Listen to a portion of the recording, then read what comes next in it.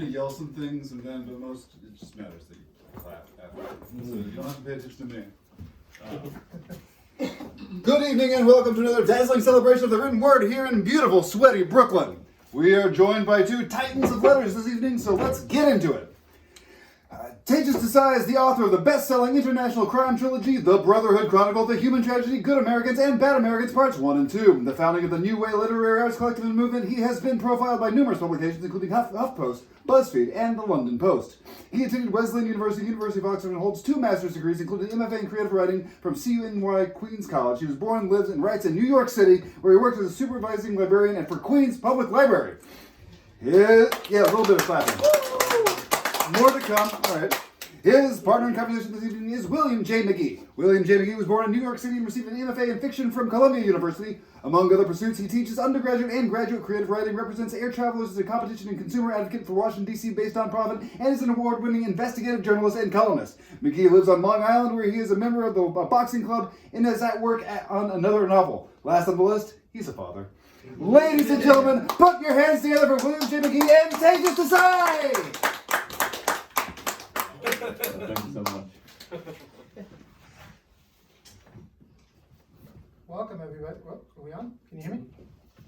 Welcome. This is absolutely a pleasure. I was going to start out by reading your bio, but I think a lot of that's been covered already. Yeah. I'm going to look through here and see if there's anything that Stephen might have left. Why don't we have this?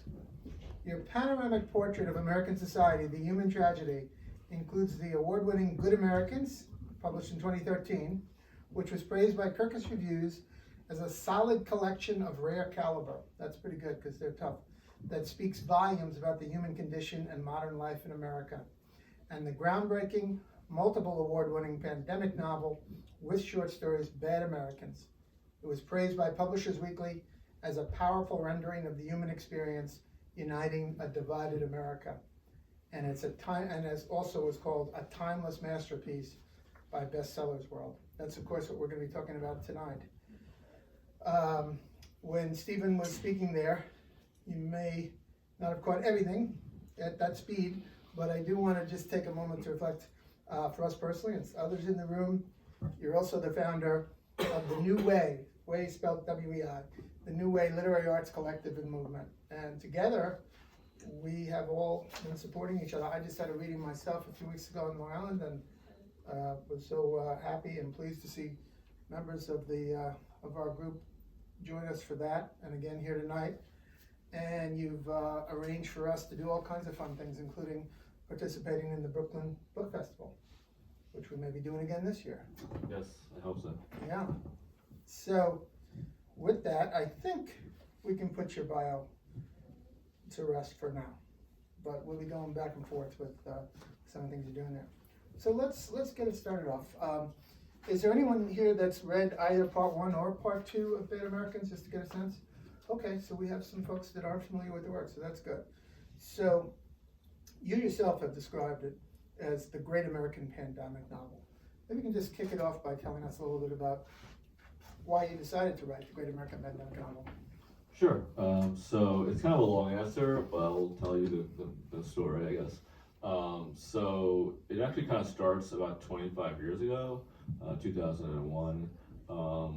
Right after the September 11th attack, I was a junior in college, and I went to study abroad at the University of Oxford. And at that point, I had written, I completed a novel and short story collection. I won some awards in college, but the way I was and the way that the world was, I was really kind of interested. Also being, away from home, I was interested in experimenting a lot. And especially when I was at this year at Oxford, where I was having tutorials and doing lots of interesting things. So I was at the college I was at, Wadham College, right across the street was a place called Blackwell's Bookshop. It's a bookstore just like this one. And I went across and I looked at the shelves and I found a Decameron by Boccaccio. And I started reading it. I kind of was a little bit familiar with it, and I read the Canterbury Tales. It was very similar, but basically it's set during a pandemic, and it's about 10 aristocrats who flee Florence, the city, to the countryside, and they tell each other stories to pass the time. And there are 10 storytellers each night one tells a story, and there are 100 stories. And it basically creates a kind of like a portrait of the time in a sense, but in a very entertaining way. So I kind of became obsessed with writing a story within a story, and stories within stories, as a way to kind of create an accurate portrait of a society. And I tried to do it when I was at Oxford, but I was 20 years old and I wasn't a great writer at that point, so I kind of failed. So I kept it in my mind, and I always had this ambition to do it. So that's one thing. Later on, fast forward basically 20 years or so, I had had these two different trajectories. I wanted to write a novel trilogy, and I wanted to write a short story series. I wanted to write crime fiction, and I wanted to write in the Asian American noir tradition, particularly my interest in Hinduism and Buddhism and the way they kind of counteract with each other. And so I did that in the Brotherhood Chronicle, which is my 3-book international crime trilogy. So that was done, and that was being published 2018, 19, 20. And so at 20, Dan Schwartz's Death, the third book, was coming out, and I published the first book of the Human Tragedy, which is the short story collection series, Good Americans, in 2013, and that one was a little bit more conventional. We had 6 short stories and a 3-part novella, which is just still kind of, not typical of the short story collection, but it was still pretty conventional. So as I was finishing up that, I wanted to write the sequel to that, basically an anthology sequel. So the entire point was to push the envelope of what can be done with the form. So just as I had done with the crime trilogy, I wanted to push the envelope of the form of short story collection. So what better way to do that than to go back to my original idea, which was the frame novel, which was a frame and with the stories in it, or the stories would be told by the characters. So I already kind of had this idea, and I started, thinking about a scenario where there was a fictional pandemic, and there would be 10 people quarantined in a academic library, and they would each tell each other stories to pass the time with the books in the background and whatever. So then suddenly the pandemic actually happened to me and to all of us. And so, art and life kind of collided in the perfect way, I guess you would say. And I went, so the Dan Schwartz's Death, third book of the trilogy, was published in September 2020. And so I started serious work on it, but I was Bad Americans, which I now called it, which was the opposite kind of Good Americans. And so, as I started writing that, I had this idea, well, why not? This is perfect, right? I had this idea already to write a book set during a pandemic. But now we're in a pandemic, and I write realistic fiction, so of course I'm going to write about what's happening now and all the different issues that are happening. So that's how it started, basically. And there were other books that came out, like Gary Scheinhardt's book, My Country Friends, and others that were supposedly called American Pandemic Novel. But I didn't think that they really like hit hard at the actual issues and what was going on at the time. A true realistic, gritty portrait that I felt that I could do with the writing style that I use. So that's really the reason. That's really a fascinating journey. And just to be clear, with when you were referring to being 25 years ago, when you were reading the Decameron, that was of course which plague was that? It was the Black Plague. That was the Black Death. Yeah, the Black Plague. Yeah, which wiped out a good portion of Europe, right? Yeah. And I know there was a similar event to a lesser extent during World War I. My grandfather was an American soldier and was quarantined for like 2 months in a train, like bad fever. Yeah, right, exactly. But the influenza. But did you imagine in 2000 or 2001 that there would be a worldwide pandemic in 20 years? No, I didn't. 21st century? And that would just happen to be the case. I mean, obviously there have been other books written about outbreaks, so it's not like it was out of nowhere in terms of writing a book about that. So I just thought I would do a fictional one, Right. But then it actually happened, so it was like perfect in a sense. Perfect. More than 1 million people died, and even now we're seeing the effects of it.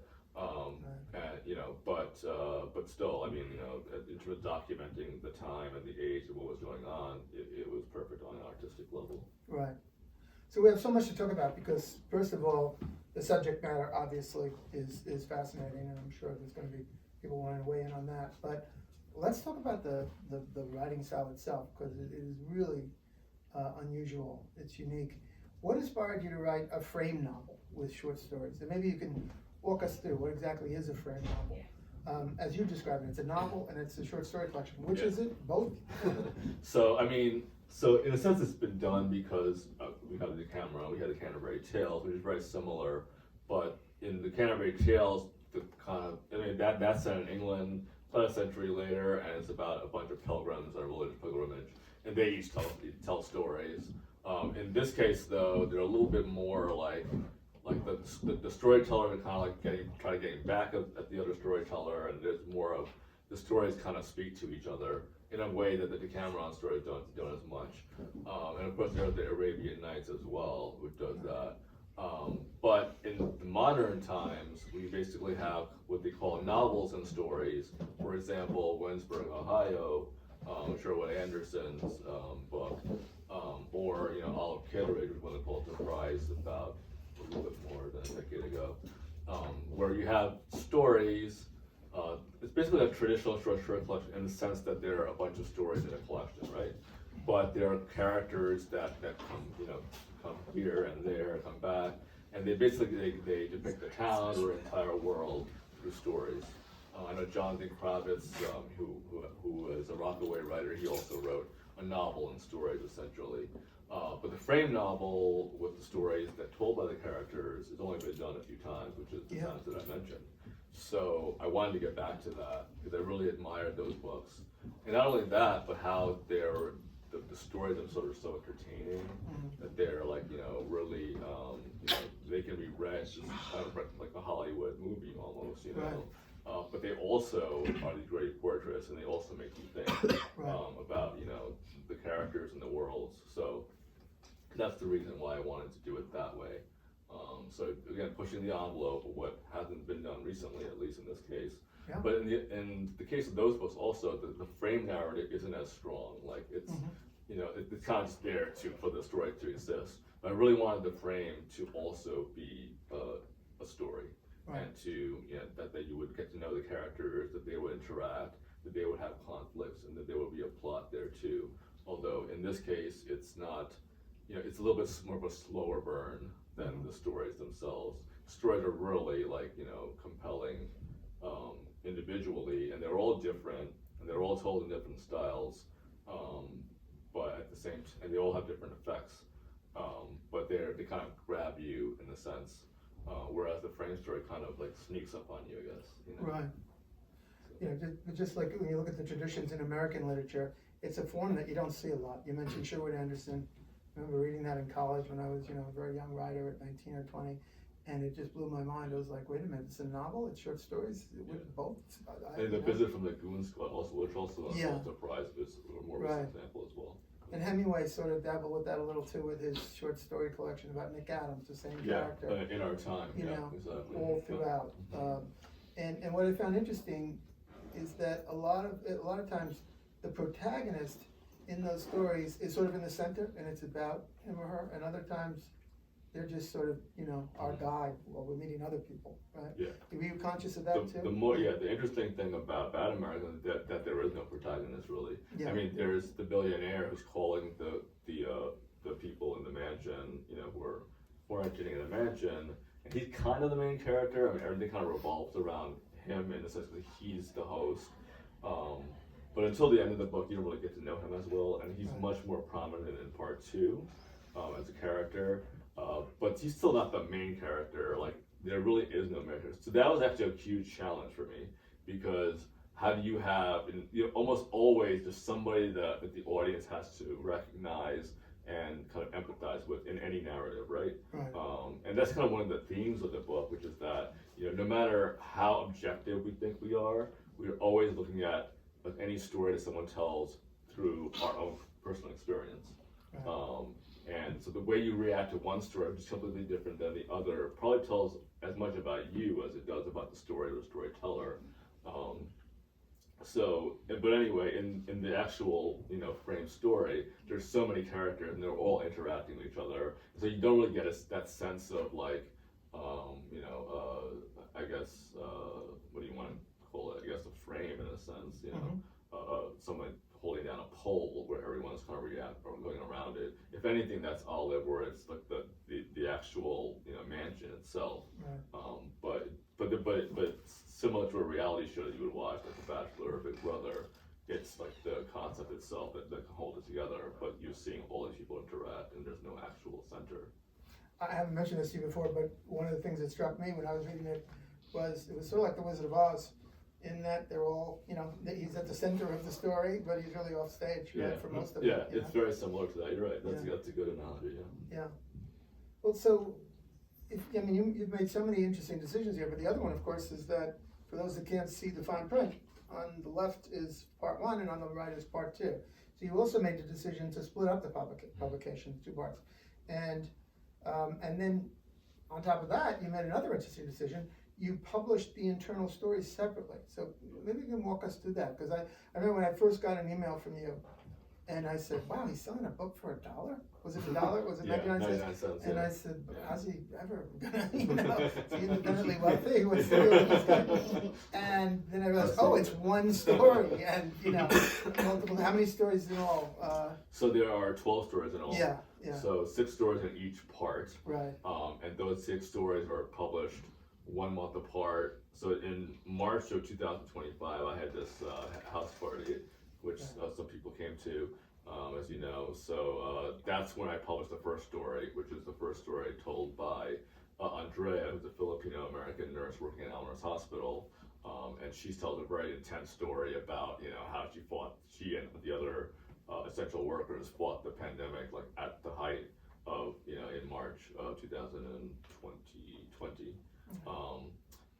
So that was published, the first story that was published as an ebook in March. And then a month later, Immigrants Unite, which is told by a social worker, an Asian American social worker, and goes into the discrimination of Asian Americans at the time of the pandemic. And it's told in spoken word, by the way, so it's actually a poem as a story.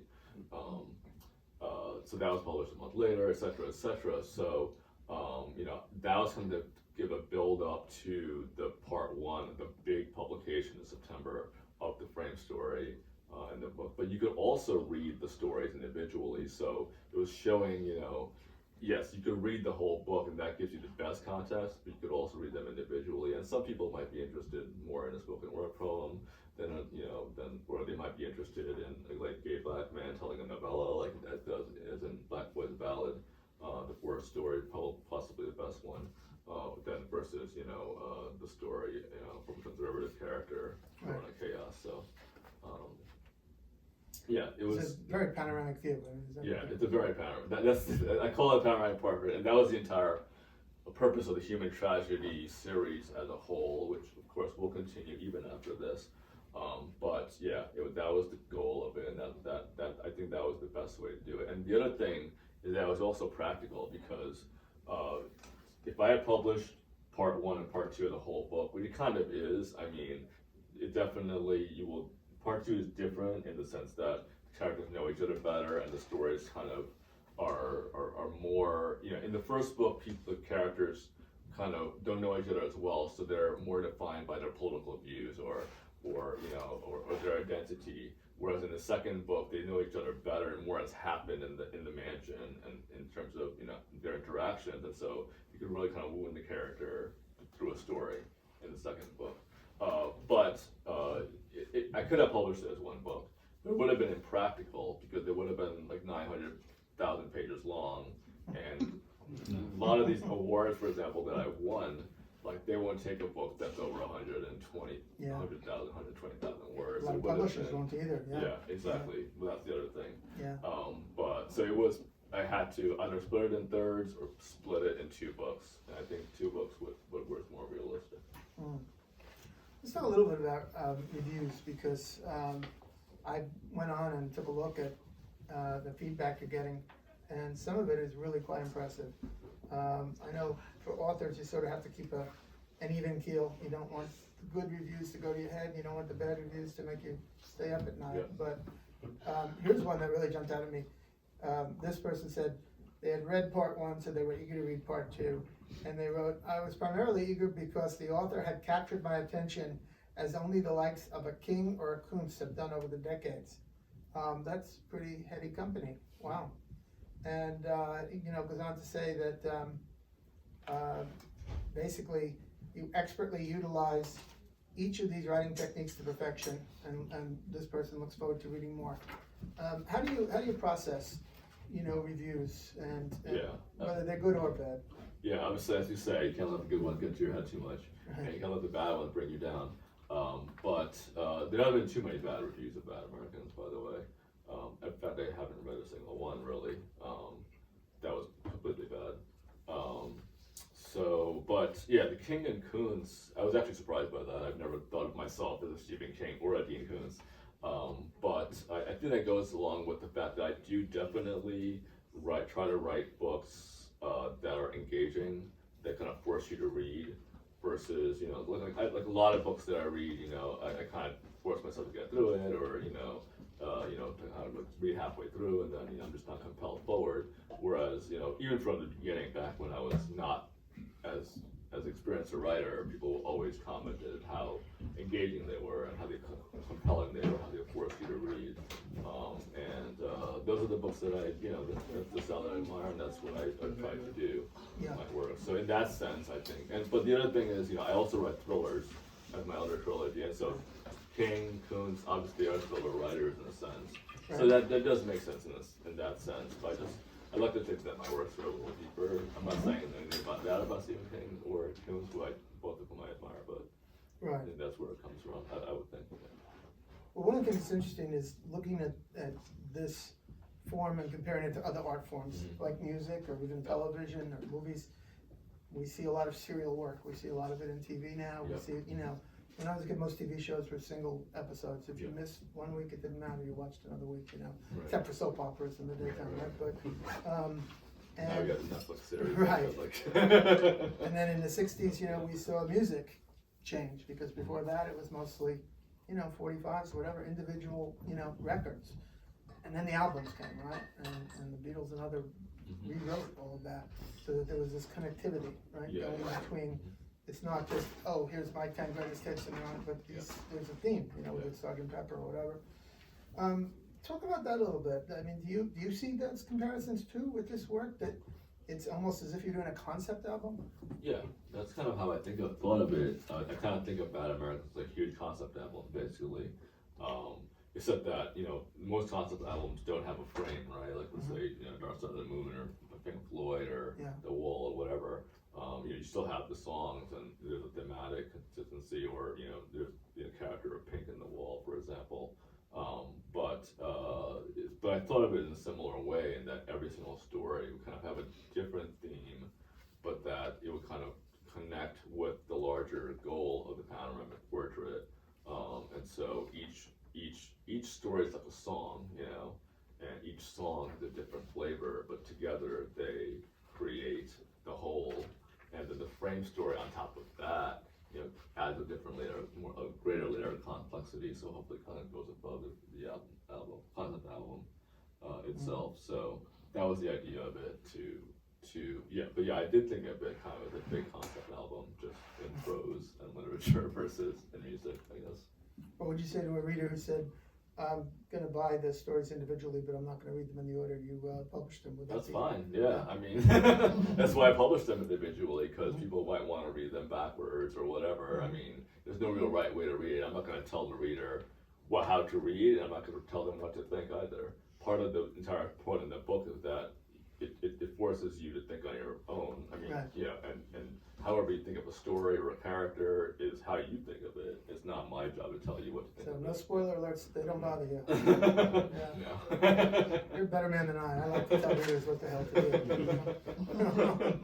It's like, no, don't do that. I actually, when my novel was published, a friend said, I read the last 5 pages first, and I was like, we can't be friends anymore.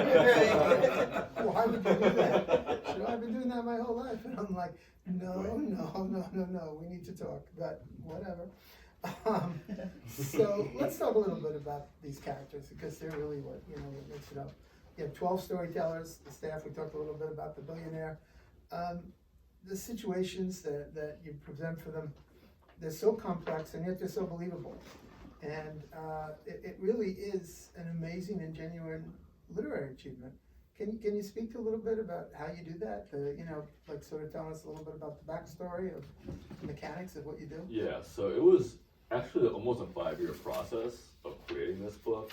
And because I was, I wrote basically during the pandemic, after the Dance Towards Death, my last book, the last book of the trilogy was published. I started working on it, and over the course of a year, I wrote a 375,000 word manuscript, which if you think about it is like 4 novels and a novella.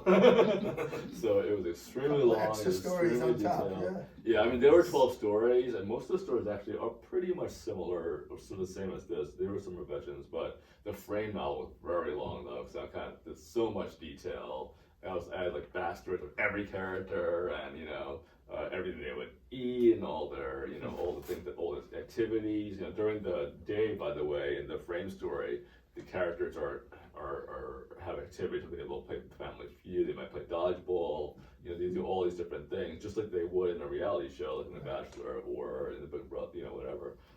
And so it's very similar to that.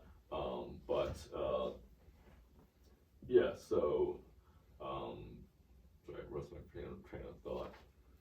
Well, I was just saying, how you pull it all together. Oh yeah. So basically, after I wrote the whole thing out, I decided to send it out to what I call subject specialists. I guess some people call them sensitivity readers, but I was less interested in the sensitivity than the accuracy. Let's say, for example, the story I wrote about the social worker, telling the spoken word story. So I sent it to a spoken word artist, poet who I knew, and I also sent it to a social worker, and I think I sent it to a third person too, just to have a different opinion, So I sent it to all these different people to get their feedback, and one would comment on the style maybe, or one would comment on this subject. I sent it to a nurse who lived through the COVID pandemic, a story about the nurse at Elmhurst Hospital, So, and a lot of time, there was for example, in the part 2, there's a story about a model, a fashion model, famous on Instagram, and I sent it to a model who I knew, a former model, and she completely ripped it apart. I was like, I did my research online, damn it. So I was like, okay, all right, this sounds good. So I completely rewrote the story, it changed. The character still was very similar. Right. She's actually one of the most important characters in the book too, in a different way, especially in part 2. But yeah, I mean, the feedback that I got was essential though. Not because, just because someone criticized it doesn't mean I would change it necessarily, but I still wanted to get that feedback and know how people reacted, both on the aesthetic level and on the level of subject and detail. And especially with the details, I updated a lot of the details to make them more realistic. And even in some cases, you were like, oh, I don't think this character would tell the story, or this character. So sometimes I changed the characters, sometimes I changed the story. So that was the process that took a couple of years. And then I also sent it to beta readers who told me more about reading the book from beginning to end, and how the frame narrative interacted with the stories. And the main challenge was constricting the frame narrative a lot and making it more readable, because it was way too long and way too detailed. I think I did that in the final rewrite. Right. Well, it's very impressive, because for anybody that's read it, that you're moving in and out of a lot of different worlds and professions, and the characters are very, very different. It's not as if there's 10 people in the same group. It's not like it's 10 nurses or 10 soldiers or 10 this or 10 that. Yeah, that was on purpose. Yeah. So, I mean, you can kind of get that in reality shows, but you don't get the depth that you get here. Right. And the depth comes also from the stories that they tell. Right. So you learn a lot more about them from their stories. Whereas you wouldn't get that anywhere near that level of depth. But the thing with the reality show is that it does bring people of different backgrounds together. Yeah. And you do learn a lot about humanity that way, but you just don't get the depth there. And here you get that. That's what I really wanted to do. Yeah, I mean, it strikes me that you mentioned sensitivity readers, and clearly there's a need for that with a lot of authors who just don't have the life experience to put themselves in someone else's situation, and that's a good thing. But I like that you also mentioned not just the sensitivity readers, but the idea that they have knowledge, having someone with knowledge that you don't have. Yeah. Because they're going to catch things you didn't have, and none of us know everything, right? There's one person that thinks he knows everything, but he really doesn't. He doesn't live in New York, he lives in We won't go Washington. there. Unfortunately from Queens. Our home borough. Yes, of course. But when my novel Hit the Chalky Note, it's not about aviation, but the protagonist is an air traffic controller at LaGuardia Airport. And I worked there on the airline side, but I was never an air traffic controller. And so I sent it to an air traffic controller who was at LaGuardia for many years. And in fact, he's very famous. His character is in the movie Sully, right? He was the one I got to know him. And I said, please, you're not doing me any favors if you see something that's wrong. I showed it to him before it was posted. I said, please tell me. And his answer, I'll never forget, it was great. And I'm sure you would love the same type of answer. He said, your mistakes were so small they weren't worth correcting. And I was like, okay, Oh, wow. I'll take that as a compliment. He wasn't going to say there were no mistakes. That's too much to ask, right? Right. So you'll take that too, I would imagine, right? Like, okay. These are I hope you're not being too nice though. No, he's not the type. No, I don't think he'd have any trouble. So let's just once again just talk about the Decameron, because there's a lot of more similarities than many people may realize, because that also came out about 5 years after the Black Death. Yeah. So the timing was similar, even though you're centuries apart. But to what extent do you view your work as the modern Decameron, or not? How is it different? How is it similar? Yeah, I think I kind of touched on a little bit before, which is that, it has a story. So in the Decameron we have, the 10 people telling one story each night, whereas here there's just one story each night. So it's simplified in that way. There are 12 people each telling one story.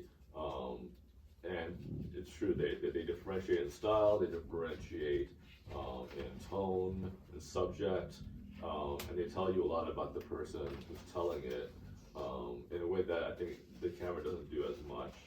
It's a little bit more similar to the kind of Rick Galt in that sense. But the main difference is that the framed story also has a story and an arc. And as I said, it's a bit more deceptive because it kind of sneaks up on you versus the way the stories are kind of a lot more impactfully engaging, whereas the frame story does it a little bit differently. That was on purpose, and I wanted to get the sense of reality in the frame story, so you didn't feel like you were reading a story. You kind of felt like you were in reality, versus the stories that were more crafted, or more obviously crafted. The main thing is that I wanted it to be similar to the Decameron and the Canterbury Tales in the sense of being a frame and with having stories in it. But I also wanted to have the reality TV sense. I didn't want it to be like a reality TV show, no one's filming them or anything like that. It's not like that. But I want to get the sense of reality, because I wanted to play with reality and have you feel that they were real people and in a real sense, so you could empathize with them and get a sense of how they would interact and if they were actually in the situation. Mm-hmm. Well, some of us like to talk about themselves and some don't. I guess we're about to find out. But the pandemic was something. Those early days in 2020, not so much later, but in those early days, there was obviously a lot of panic, a lot of fear, and there were people that were out in the world, and there were people that were really just shut in, by themselves or maybe with others, but just didn't go out at all. Can you tell us about your own experiences during the early days of COVID and how they influenced the book, or is that top secret? Is that something? It's not top secret.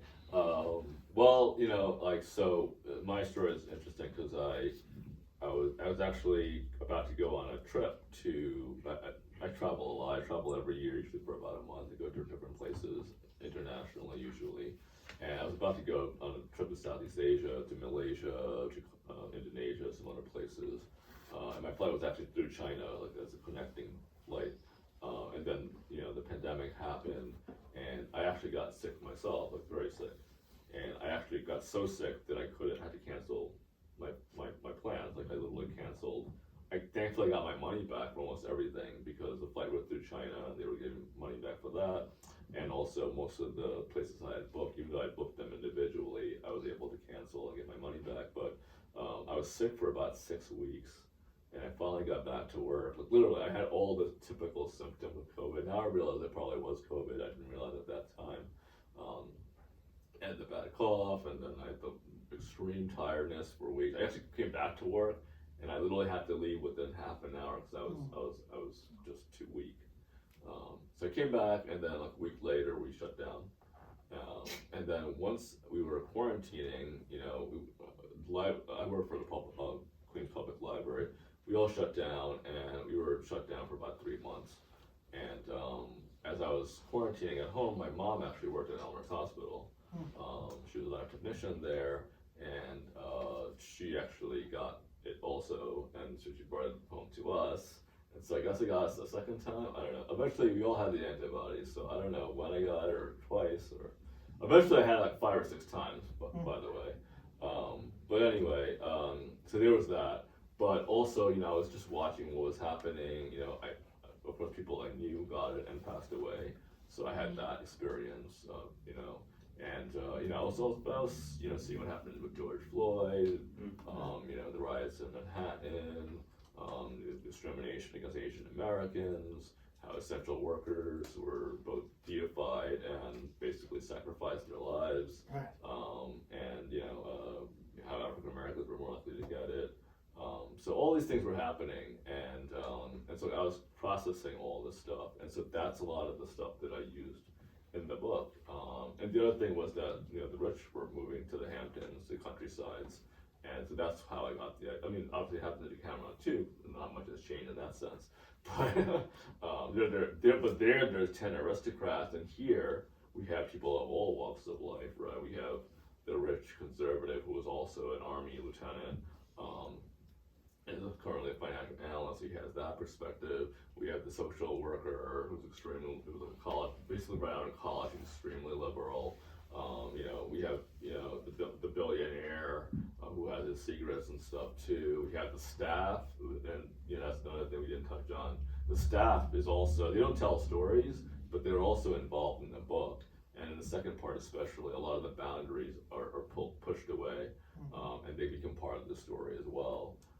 So that's also something I wanted to, you know, explore in terms of the class, quote unquote class thing. So, and again, look, like everything else, it's a boundary pushing book. We're kind of breaking all the rules in a sense. You know, that's another rule that's kind of bended and or broken.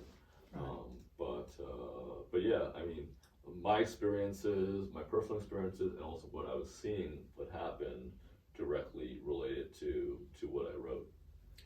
I'm just curious if you consider yourself lucky, given the material, that you're from Queens, you know, as I am. I mean, those that are from Queens or know anything about Queens know that it's often referred to as the most diverse place on earth, that every language in the world is spoken, and not just in the U.S., but in the world, right? Yeah.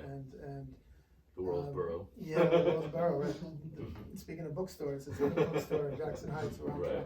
I grew up about 6 or 7 blocks from Elmhurst General, and I remember during the pandemic, I was living in New England at the time, and it was like, Elmhurst General was making national news or global news, you know, it was like referred to as ground zero. And here, you know, your mom worked there, and you're, you know, a Queens native, and was it weird to you that, or odd that, you know, the serendipity of all this, that you seem to be right in the thick of it, even though you weren't looking to be? Yeah, I don't know, it was, as I said, it's not a perfect clash of art and life, but, you know, again, I didn't want the pandemic to happen. You know, I felt bad about everything that was happening, but in a sense, you know, I've always wanted to kind of reflect reality, and that was the perfect way to do it. You know, as I said, even though my next project, and I guess we'll talk about that too, is going to be nonfiction, probably a memoir. I generally don't write about myself. I write, you know, fiction that's realistic, and I mean, but the crime trilogy is more, you know, there's a character who's like, has more qualities. I mean, he's Indian American, and he's Hindu, well, but I'm an agnostic, but anyway, yeah, I mean, there's more of a relationship there, but in Bad American, I really wanted to write about people who weren't like me at all, and none of the characters are like me in this book. So, you know, I really wanted to kind of step away and really portray a world that was reality, but at the same time, had nothing to do with me in a sense. So I know in reading other interviews with you, you've spoken about the beta readers, you've spoken about the subject matter experts. In the end, you think that worked out and made the book stronger? Yeah, it definitely made the book stronger. As I said, I didn't have to do that, but reality is very important to me. I really wanted it to be authentic. The funny thing about the book is, I was talking to somebody before the talk, right? We're talking about how it's a historical book. I mean, it happened 5 years ago, so it's not that historical, but it's set during a particular time, and yet the themes are still relevant today, and it almost feels contemporary in terms of what's happening today as well, right? So it's both historical and contemporary, but at the same time, it's also, it's both novel and short story collection, and sorry, I lost my train of thought again. What were we talking Well, about? I was just saying, in terms of the process of using the beta readers and how that informed it. Right, yeah, so I wanted it to be realistic, but I also wanted it, that's what I was saying. So I wanted it to be realistic, like an accurate portrait, but I also wanted it to be satirical. So I wanted it to be both, just like it's both a novel fiction collection and both historical and contemporary. I also wanted it to be both a realistic portrait and a satire. Right. So to make that even, I think the beta readers and subject specialists were essential in that sense, because obviously, I'm not a social worker, I'm not a model, I'm not African American, I'm not, East Asian American. I can imagine all these things, I'm good at that, all the characters kind of came out of me. I didn't even plan it, I was just this person's like this person, it was just came out of me. And they were complex from the way they came out of me, but at the same time, I wanted to make sure that it was as accurate as possible, and so that's what those people helped me out with. And by the way, they all did it for free and voluntarily because they knew that I was authentic in what I wanted to do, and they were all on board, and I'm really grateful to them. A lot of them are mentioned in the acknowledgments. A lot of them were anonymous and wanted to remain so, which I'm very I'm grateful for that too. Well, my own feeling is I think that's what novels are made of, is a wide array, the more array of characters, the better, right? Do you really want to read a novel where there's 100 characters and they're all the same race, gender, age, etc.? There are a lot of books that are like that, unfortunately. That's why I kind of like or those that do need readers and don't employ them, and everyone sounds the same, even though they really shouldn't be. Yeah, right? exactly. So that's why I wanted to make sure that they were all distinct and accurate. Even at the same time, as you're reading this realistic portrait, that also satirizes it as well. Right. I worked with a student once who was writing a novel from 3 different perspectives. So it was all first person, but 3 very different people. And at the beginning of each section, she said who it was. And I said, take those out, because we should be able to know, after a couple sentences, well, that's her, that's him, that's the older guy, that's the younger, that's the kid. Because there was enough differences in their voices that it was sort of cheating to say, James, whatever. We are going to open it up for some questions in a moment, but I did want to just touch on 1 or 2 other things. I understand you have an event at the Word Bookstore in Brooklyn on the 15th. Wait, that's today. That's us. Okay, we're here. Okay, let's go past that one. What's next? I understand you have some more events, and one that's really fascinating to me, the University of Oxford. Right, so as I said, this kind of the initial genesis of the idea was at the University of Oxford when I was studying abroad. I went to Wesleyan University for undergrad, and that was my junior year abroad. But it was one of the most influential things just because of the way that we had individual tutorials and how I started to travel at that time, backpack, which I still do now, 25 years later. And so this is my kind of nostalgia trip going back. So I'm going back in May, going to Oxford, I'm going to Paris, which was a very romantic experience for me at the time. So my girlfriend lived over there, and we were kind of together and not together, and this and that. So anyway, so I'm going back for the first time in 25 years, and so I'm writing about that as I do it on social media, and then that will eventually be part of my next book, which is a nonfiction travel memoir. But specifically, I wanted to go back there because this is where I got the idea first, at Wadham College and at Blackwell's Bookshop. that's why I'm doing a talk there as well to the students who are in this writing program now, 25 years later. Showing what happened to me and how what I became, and how I learned, how that affected me so much in a positive way. This experience. You must be pretty excited about that. Yeah, that's probably the major highlight of this whole tour. Yeah. Not counting tonight, of course. Yeah, of course. That's a given. Love tonight. I say. So excellent segue. What are those upcoming projects? You've been alluding to a nonfiction. Right. Can you talk a little bit more about that? There are two projects on the horizon, both of which are nonfiction. So one is the travel memoir. As I say, I travel a lot. I wouldn't say the whole world or anything, but I do travel a lot every single year. And so, I tried to write a travel memoir like 10 years ago, and I just didn't know where to put it. I guess what phrase, where I was coming from. I could certainly write down all the things that I did, which is plenty of stuff, but I wasn't sure how to frame it. Mm-hmm. Talking about framed novels, right? But now I feel like I have a better sense of that. So now, especially with the nostalgia tour, quote unquote, coming up in Europe, I really want to start writing that. So that's something I feel hopefully I can sell, maybe make some money or something. Who knows? But even if not, I think it would be a good segue for me, because I've never written a nonfiction book. My books are all realistic, but they're mainly crime fiction, or they're boundary pushing literary fiction.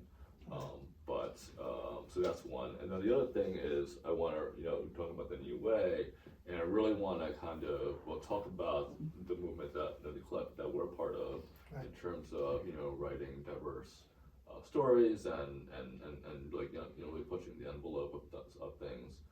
But also, kind of going back in literary history and kind of documenting how it's evolved, and especially now with self-publishing, indie publishing, just indie movements in general, how we're, kind of pushing the envelope and showing, the diversity of queens in the world.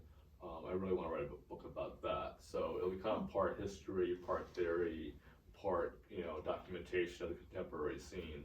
And that might be a series of books, actually. I don't know, because I tend to go long. So those are the two major projects that are coming up. That's great. Just one more thing before we open it up. I was going to speak about the New Way. First of all, can we just see hands? How many New Way members are here? So we have 1, 2, 3, 4, 5, 6. Good turnout.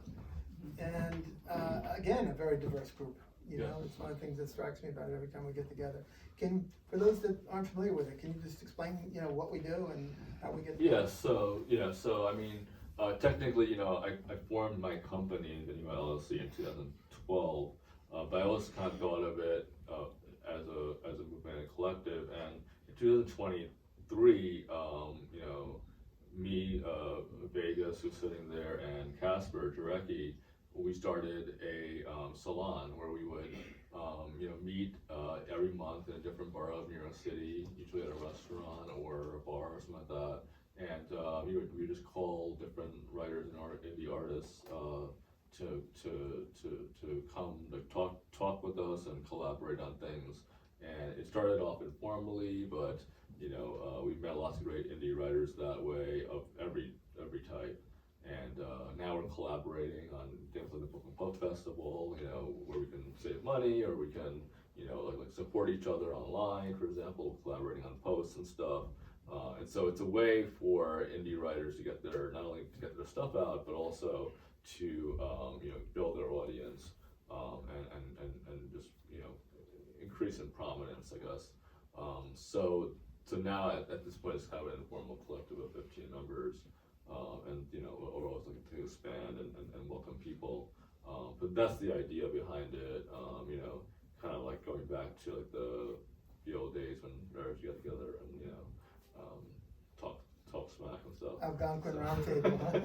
Yeah, exactly. So that's what it is. Yeah, but there's another branch to that. Sometimes I'll go out to different indie scenes which aren't even involved in the collective per se, and I'll write about them. I read about an underground scene in the Lower East Side, for example. I just discovered out of the blue. different artists. I'll just go, kind of undercover in a sense, or whatever, and semi-undercover, and write about that. And there are other writers also who aren't even in New York, who I discovered and just read their books and, may write about as well. So there are different branches of it, but yeah, that's basically what it is. Yeah, well, I do want to publicly thank you personally because you've made it much better for all of us. I do think there's a strength in numbers type of thing that happens there. And when my novel first came out, I had been to the Brooklyn Book Festival, not as an author, but as, just walk around and loved it and said, there's nothing like this really in New York. And then I looked at, oh, well, maybe I'll get a booth. And I was like, oh, there goes profits for the next 3 years. And so by having, what was it, 6 of us or 7? 6 of us, yeah. And the other thing that struck me that I didn't realize at first, so sure, that was, that made it feasible, I think, for a lot of us. But also, like, I was next to Annette, there were people coming over, talking to Annette about her book, and then they would turn to me and say, well, what's yours about, and vice versa, So if you're just there by yourself, that they might have just kept walking, Exactly. And then, well, why are you guys together? And then we started explaining it, and we started having conversations, and everyone had different strategy too about, approaching people, promoting their work, and I really learned stuff, even outside of the salon, just being there, I had to interact with people at different levels, and, readers. So it was interesting. Writing's a lonely profession, so find some friends to be lonely together. So why don't we, with that, if I didn't get to some of the things I want to talk about, maybe we can do it collectively. But why don't we open it up and see if there's any questions from anyone or any comments from those of I think Christine. Yeah, I have a question. So you have a lot of characters. When you were creating the story with the characters, how did you bring them together? Did you write their stories individually, then bring them together, or did you write it as you go along? Yeah. So in the first draft, I wrote the whole book from beginning to end. So as I was writing the frame story, so I had the frame story in my mind, and I was writing that, and then all the details and stuff, and then the story would come up. So the story, but the difference in the frame, the first draft and this one, I switched around some of the stories as to when they were. So for example, in the first draft, I think Kathy's story. Kathy is the Taiwanese American 21-year-old like social work student who tells the spoken word tale about Asian American discrimination. Her story was first actually, and then Taylor, the conservative like Army lieutenant financial analyst, tells this really tight story called Growing Chaos, and that was second. That was kind of meant to kind of like, if you really kind of read tales, it's the Miller and the Reeve, and they kind of hate each other, and it's sort of alternative styles. That was the idea behind it. But one of my beta readers actually was like, oh, why don't you just put Andrea's story first? Hers is the most powerful story. It's the one set at Elmer's Hospital. It really gets you into like how the pandemic really hit people. So I was like, okay, well, yeah, I guess that makes sense. And then I was like, well, but hers is kind of like a liberal story, and so is Immigrants Unite. So how do I arrange that? But eventually I thought that it was a good idea, and so I did rearrange it. And there were other points where, I think Lisa's story, she tells a story about the art world, and being sexually harassed, and, the kind of contrast like harassment and, other forms of sexual assault, and also, these places in Barcelona and New York City, so you have this kind of divide as well. That actually, I think, ended the first book, or the first part. It was a 6th story. And then later on, I rearranged it so it was the first book in part 2. And so there were some stories that were rearranged. But when I first wrote them out, I didn't write them individually. I wrote the entire book in one shot.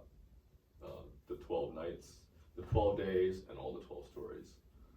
But they, as I said, the arrangements did change, and the frame story did change a little bit. I made it a little bit more dramatic, and I tightened it up a lot too.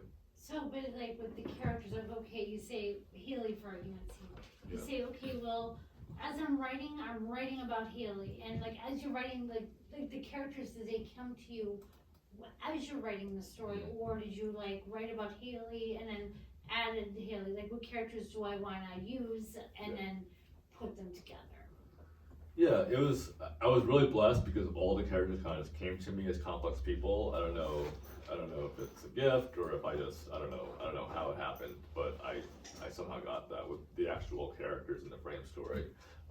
That said, sometimes I kind of overdo it sometimes. So like actually, like even though I have that character in my head, I'll still kind of go back and be like, I need to write like a character biography, and I go to pages of character, but not in the actual book. But it's still a lot of that wasn't. That's why it was so long because I had a lot of that, especially in the frame book. Sometimes you don't trust yourself as a writer all the time, and so I had a lot of those details in there. Um, but um, but yeah, I don't know. And the interact because there's so many characters and they're all interacting. I think in a way it was somewhat easier too because you can have just a character beat themselves, but I don't know. Yeah, it was, but yeah, I didn't write. I didn't think, oh well, Haley, is. Let me think about how she would be here, or whatever. I kind of like wrote it through. It was just a lot more detail and like backstory in the first book. I remember, for example, Nalini is a different character. She's the lawyer in the book, and she tells a story about a trial and also kind of like rape related. But she had a much longer backstory, which is actually in the frame book, and a lot of stuff that I researched about lawyers and stuff. She's also like she's strange because she's grew up wealthy, but she kind of feels bad about being wealthy after her experiences as a corporate lawyer, so she wants to become a defense attorney, and so she kind of has like that trajectory. But she had a lot more backstory there, and I took a lot of that out. Like some of that remained, but I took a lot of it out because it was just too long. It didn't flow with the story. That's generally a very good idea, though, I think, for writers, is to have stuff written down that isn't gonna ever be that the reader will ever see, Yeah.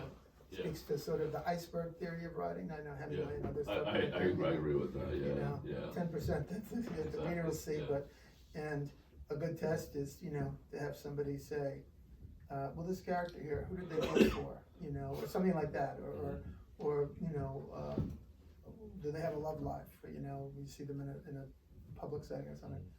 And you said, gee, I don't know, I haven't thought about it. Well, maybe you should, and think a little bit more about what is it that makes them who they are.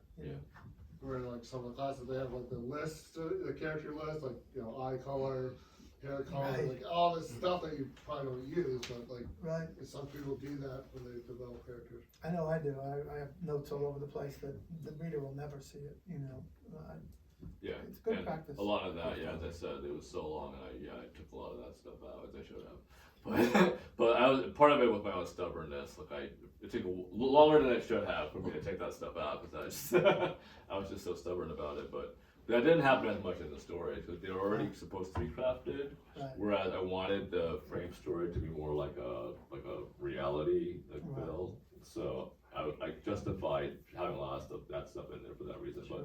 But eventually I did take it out, which was probably for the best. DJ? I'm curious if you metadated it as a satire, and if so, we can presume whatever. I just want to make sure Bad Americans is kind of labeled as a satire or no? What do you mean by metadated? Like have you have it in the category of Oh satire? yeah. Yeah. So it's I mean in the Amazon carriers, for example, or even on Ingram, it's labeled as a literary satire. Oh, good, because I find there's a lot of low literacy around satire, at least in my own kind of growth edge with talking about celebrity sadhana. And if you just talk about how you communicate the satiric elements to readers or beta readers, kind of as far as the target being, I guess, reality TV and sourcing literary traditions, I assume, but you can expand on that, yeah. Yeah, I mean, as I said, it's a balancing act between being kind of like a realistic portrait and also being a satire. So, in a sense, the satire part is the fact that a lot of the characters are, well, first of all, it's very entertaining, so they're very extreme. I think a lot of reviews I've read recently have said maybe some of them are a little too exaggerated. And so you definitely see that exaggeration in a sense, but at the same time, I wanted them to be believable, so you just have strong personalities basically. But the satirical part comes in from that and the comedy within the frame narrative, of which there's substantial in terms of their interactions. Obviously, people of all walks of life, if you have a model interacting with a soldier or whatever, you're gonna get, it's kind of like a natural comedy right there. So there's that aspect, and then within the stories themselves, A lot of them are just, kind of extreme or funny. ISIS Crisis, for example, in the second book, which is just about a guy who wants to get laid, basically, and it's just an extravagant tale about that, and yet it also is surprisingly insightful in many ways. So that's the most obviously satirical story that I can think of. But some of them are more serious, like the one up in the hospital on the front lines. But they all kind of have basically satire can be very different. So we had obviously in Latin time we had Horace or Juvenal. Horace was very lighthearted. Juvenal was a lot more serious. But either way, they still reflected on their societies, and that's how it does in different ways. Whether it's funny, whether it's serious, it's still a reflection on what's going on. Well, for those that don't understand, can you clarify what you meant by the words, the keywords, Amazon, etc.? Those are that helps for searching, right? That helps. Sell books. Yeah. So there are categories also even in Bowker and in ISBN, Right. where you on Ingram. Sorry, you might not even know what these things are too. Yeah. But basically, there are stores that sell your books, whether it's online, whether it's here. So people are looking for a certain type of books. So you're putting it in different categories. So say for example, like a thriller, or a mystery, or a romance, or science fiction, or a satire in this case. But a lot of times there's so many categories now, and so many different different subcategories that you could put in literary satire, or it could be like a humor satire, or it could be any number of different things. So sometimes you put in these categories when you're publishing the book, and then Amazon will even change it, or they'll put it in a particular one that they think is more important or more accurate. This is actually in suburban fiction of all things, which it kind of is, I guess, in a sense, in some parts. But the thing about this book is that every story is so different that it could be in so many different categories. And that's another reason that I published the stories individually, because one person could be interested in one subject or category, and one person might not be. It's a good idea to mix them up too, and I do that sometimes. If you change just say Queens, because the novel is set in Queens, and then that doesn't work, you try something else. So when I know that many writers, when they're writing a story or writing a work of something that is maybe involving a lot of different characters, a lot of different perspectives, they interview before the onset of writing the story or during developing the characters. To what extent did you interview other people before finishing the story? I noticed you mentioned getting feedback from other people about the characters after your drafting process. To what extent did you interview prior to help you develop the characters before you finalized it? For the most part, I didn't. That said, I did read a lot online. So, for example, the character of Haley, who's the model, she's a 19-year-old model who basically moved to New York City from California with pretty much nothing.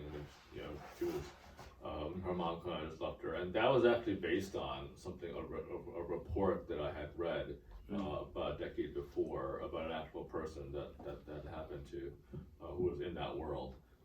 And so I kind of based it on that a little bit, loosely, and she becomes more complicated than that. But things like that, no, for the most part, I didn't interview people. For example, like Rashawn is a gay, African American teacher, and I probably do know somebody like that. I don't know, but I kind of just created him. I don't know. It just came out of me. I wanted them to be complex. That was the main thing. Even the soldier, he's very conservative, but at the same time he helps out in the food lines in Queens when people are homeless people. He's illegal, an anti-illegal immigration, and he helps legal immigrants on the food lines. So it's just so I wanted them to be fully human, full of contradictions. Let's just say that. And each of them came out just as they were in my mind. But as I said, after I wrote it, I still wanted it to be as accurate as possible in terms of details and stuff. So that's why I sent it out. But in terms of the complexity of characters, for the most part, they just kind of came out of me. I'm not really sure how or why, but they did. And then, just think, I don't know if you talked about this already, but what are some of the main parallels or ideas that you drew from the Canterbury Tales? If that doesn't give away too much of what your angle.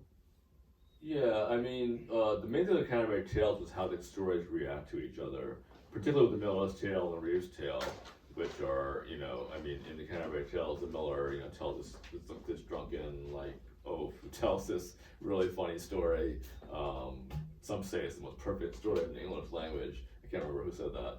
But, so I kind of wanted, yes, and then the Reeve tells a story where Miller's daughter is like raped or something like that, or, you know, so they both hate each other because of who they are in that world. Like they're both like you know, warring like professions, I guess, for whatever reason. I can't remember the realities of 14th century, you know, England. But similar to now, you know, we have people who are warring because of what their profession is, or what their race is, or whatever that might be. So it was similar in that way, where I wanted these people to tell stories that where the story is the whole story, and you could react to the story as a whole, you know, full story.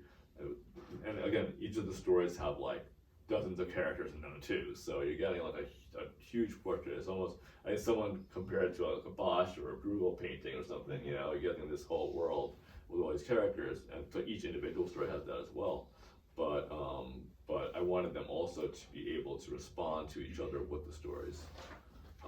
And that's similar to how the Canterbury Tales is, at least certainly that particular interaction was probably the most famous one, but also in other ones too, in the Monk's Tale and some other ones later on. So, but I wanted the frame story, unlike the Canterbury Tales, which was never really finished. Canterbury Tales was never finished, but I wanted the frame story to be more of a complete story as well. So, and I don't want to get into it because I want you to read it and find out for yourself. Right. But yeah, I wanted it to be a novel and story collection, whereas Canterbury Tales is kind of, the pilgrims are on a pilgrimage and they tell the stories, but there's no real end to the story, the frame story, you know. Whereas here there is.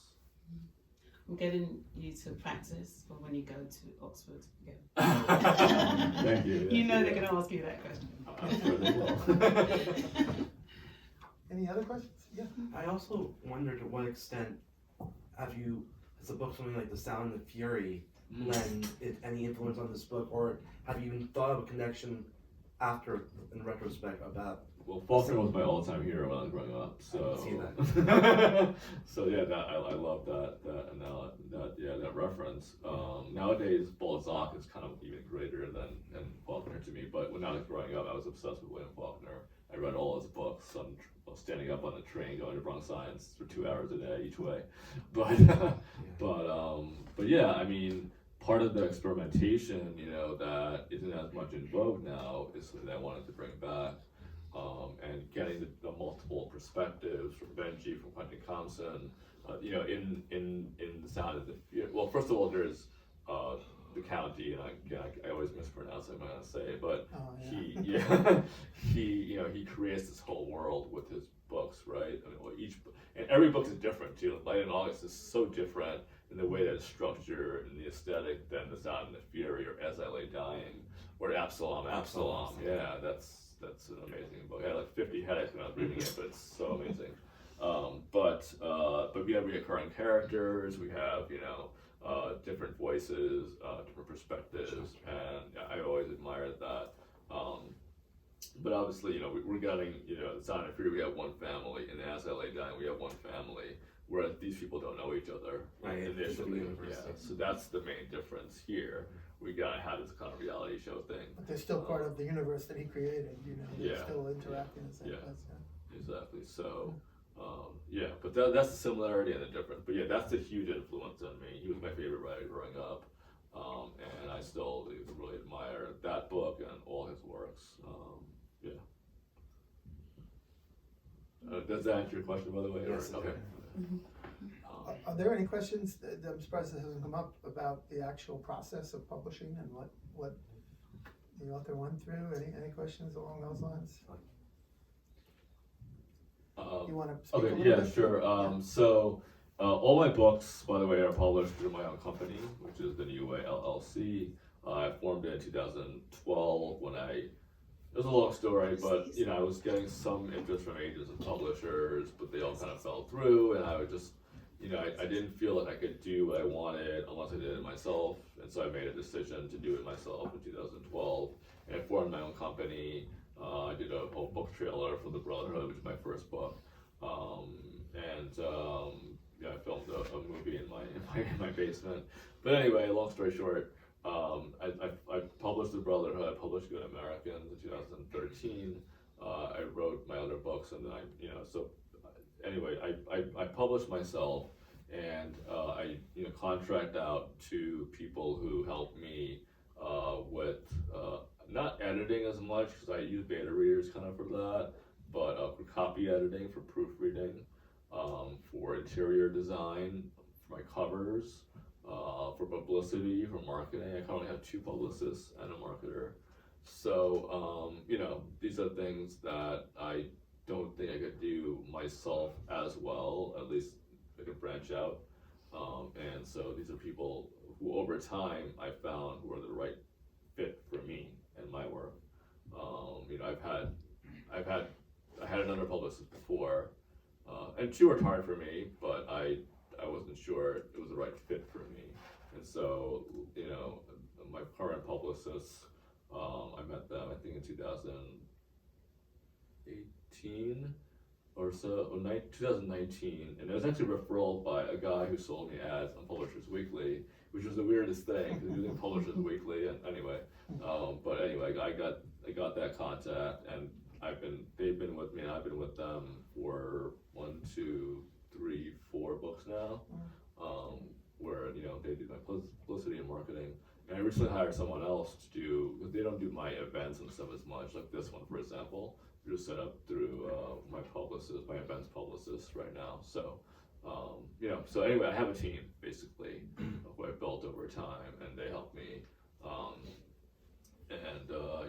The books are published both through Ingram and through Amazon individually, and they sell through Ingram. You can sell it through any number of bookstores, Books A Million, IndieBound, Barnes and Noble, and you don't have to pay anything when they buy the book. They pay the person pays for it, and then you get a percentage of it. So you don't have to, the old days of self-publishing, you just have to buy like 10,000 copies with your own money, whatever.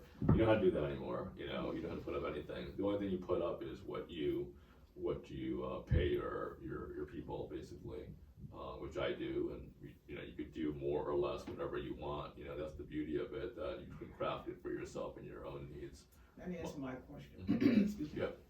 That answered my question. I was going to ask, what are the benefits of self-publishing? So having somebody else to publish for you. Yeah, I mean the primary benefit is that you could do it yourself, and that you have control over it, because you have no real control. I mean, Bill can speak to this because he has published in a couple of different ways. But for me, it's primarily the control that I have over it, and not only the process and the product, but also when I can get it out there, how I can get it out there. The thing with my works, the other thing is getting a publisher or someone to publish it is not an easy thing. I mean, it could take years. It could never happen, right? So there's no certainty to that. And that's what I kind of went through before I started my own company. I would have an agent one day, and then I would lose that agent, or I'd have a publisher, and then I would have a dispute with this and that. And this way I could just do it myself, and I was the boss, and that was that. And that doesn't mean that I knew everything. That's why I have all these people like giving me advice, helping me, doing this and that. But I still am the true auteur or whatever. So that's the benefit. But I'm not saying there are great writers who publish in different ways. There are great writers who publish by major publishers. I mean, I went to Wesleyan with a lot of people who are published writers by major publishers who won huge awards that I'm not even eligible for. I mean, this has won 12 awards, great awards. I mean, but a lot of the major awards aren't even eligible for people who are self-published. So, you know, that's kind of a different track. That's the downside, that there's still this kind of, I wouldn't say it's a stigma exactly, but it's, you know, you can't get into certain worlds basically, because of that, just because of that. I have written the greatest book ever, but that, to me, that's a problem, and that's something I'm fighting against. I'm hopeful that that'll change over time, but not only are you not eligible for certain awards, people don't always realize this, you're not eligible to be reviewed in certain publications.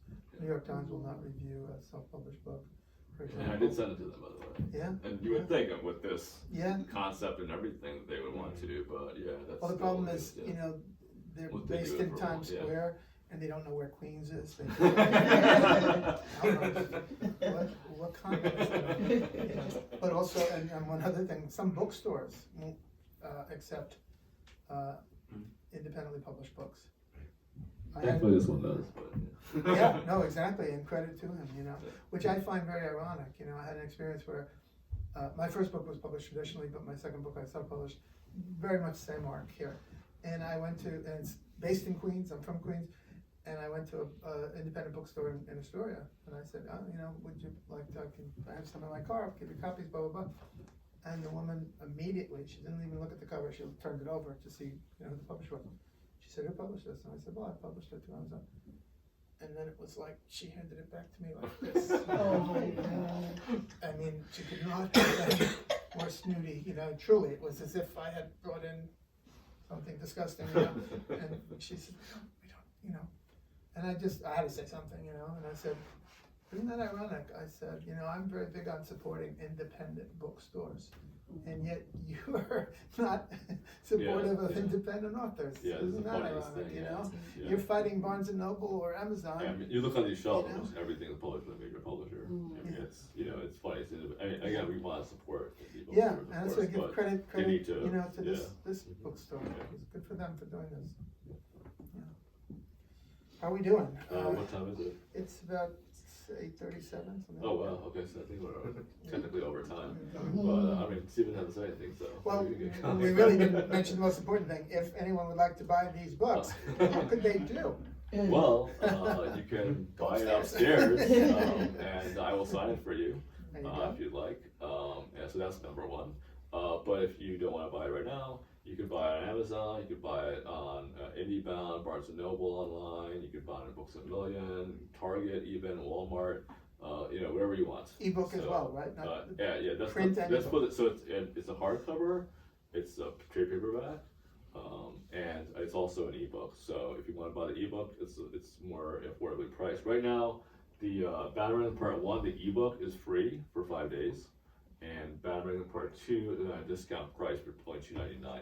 The ebook. It will eventually go back up to $6.99. So if you do want to buy the ebook, now's the time to do it.